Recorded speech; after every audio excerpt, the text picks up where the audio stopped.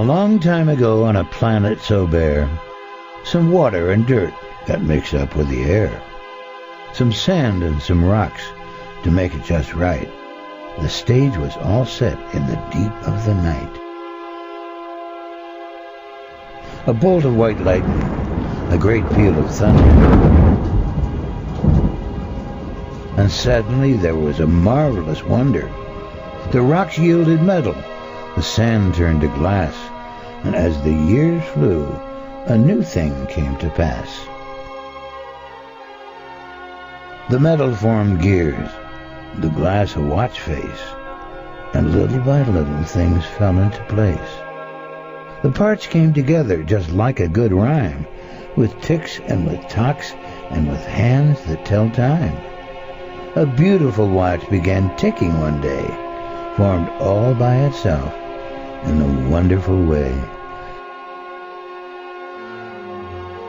Ridiculous story, you say with a grin. Impossible, laughable, surely a sin. A watch needs a watchmaker, that's plain to see. A designer and builder that makes it for me. Now all life is made of some interesting stuff. Cells of all shapes, like blobs filled with fluff. But looks are deceiving, and what we find there are factories and highways and gadgets to spare. Assembly lines, robots, electrical cable, libraries, software. Just look, if you're able.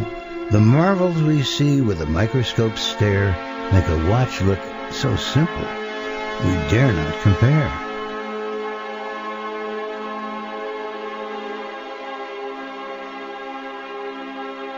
Now the doctors from Oxford say cells came by chance, from goo down to you, in a beautiful dance.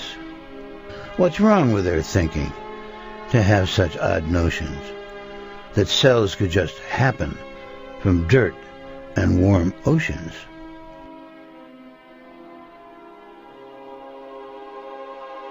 A cell and its wonders amaze all who see, and a cell like a watch by chance cannot be. Those cells can build hummingbirds, agile and free, bumblebees, snails, my backyard oak tree.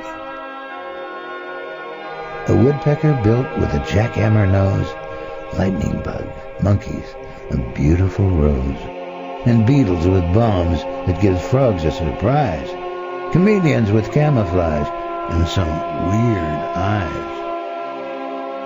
All nature on earth is so perfectly fine, we have to admit that it's all by design.